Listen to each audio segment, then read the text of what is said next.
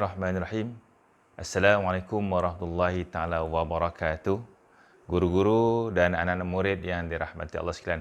Bersama saya hari ini untuk kita berkongsi teknik dan kaedah untuk belajar bagi subjek Sirah tahun 4 UPKK dengan tajuk Hijrah Rasulullah SAW. Dalam tajuk ini banyak perkara yang perlu kita kupas. Cuma kali ini kita nak gunakan kaedah ataupun teknik bagaimana nak menguasai pelajaran sirah.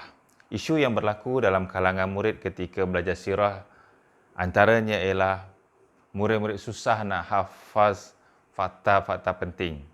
Yang kedua, cepat jemu dan bosan. Dan yang ketiga, tak minat dengan subjek sirah. Inilah antara isu yang berlaku dalam kalangan murid yang menyebabkan murid tidak dapat menguasai sirah dengan baik. Dan untuk para guru dan murid, perlu manfaatkan teknik pengajaran pelajaran dengan menggunakan lagu untuk menarik minat murid-murid belajar pelajaran sirah.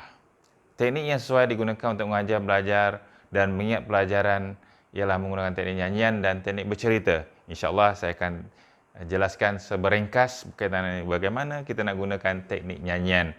Teknik nyanyian ini amat disukai oleh murid-murid. Oleh itu, guru digalakkan untuk lebih kreatif menggunakan kaedah nyanyian. Pemilihan lirik lagu yang bersesuaian dengan isi pelajaran, atau mengolah lirik isi pelajaran menggunakan melodi lagu yang lain ataupun yang sedia ada. Ini bergantung kepada kebijaksanaan gurulah, selaras dengan tajuk yang diajar. Kenapa? Kelebihan teknik nyanyian ini antaranya ialah dapat menarik minat dan tumpuan murid ketika belajar, mengurangkan kebosanan murid, maklumat atau fakta mudah diingati dan sesi pembelajaran dapat menaikkan semangat murid-murid untuk belajar dengan lebih seronok. Sebagai contoh, dalam tajuk Hijrah Rasulullah SAW, lagu yang biasa dikumandangkan apabila menjelang 1 Muharram. Itu apa dia?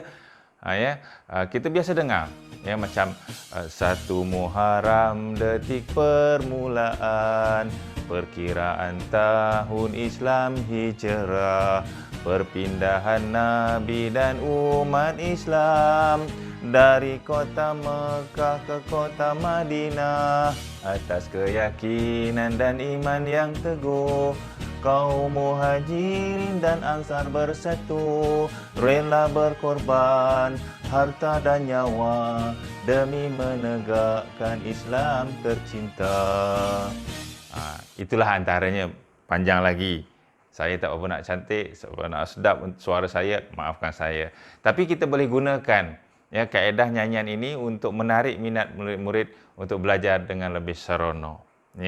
Namun begitu, apabila selesai saja nyanyian ini, maka guru perlu memainkan peranan penting, yang mana guru-guru perlu keluarkan perkataan-perkataan yang boleh memberi ingatan kepada pelajar. Contohnya, perpindahan Nabi dan umat Islam.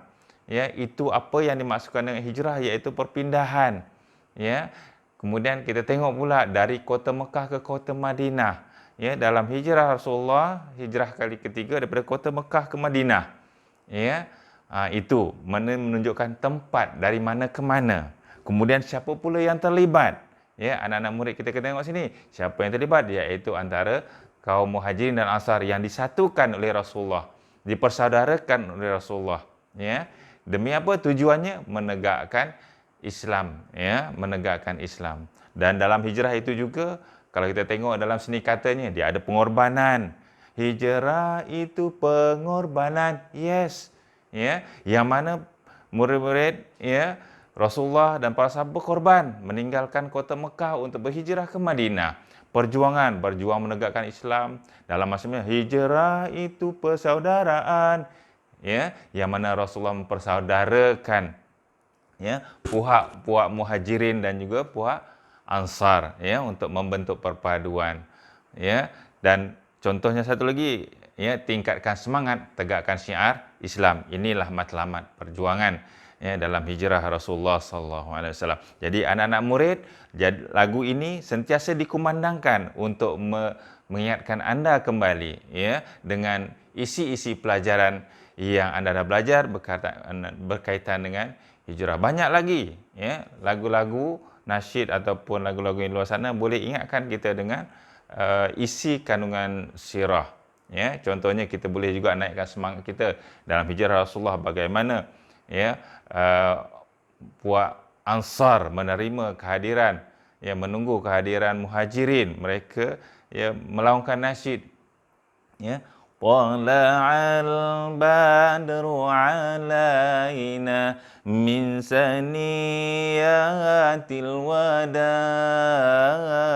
dan seterusnya lah. Jadi guru-guru boleh gunakan itu sebagai set indusi ataupun menarik minat murid untuk belajar sirah. InsyaAllah dengan sedikit panduan ini, sedikit sebanyak boleh memberi dorongan kepada anak-anak murid kita, semangat untuk anak-anak murid kita untuk belajar sirah dengan lebih baik, lebih sempurna dan mudah kuat ingatan mereka dalam fakta-fakta sirah yang dipelajari. Sekian, wabillahi taufiq wa hidayah. Wassalamualaikum warahmatullahi taala wabarakatuh.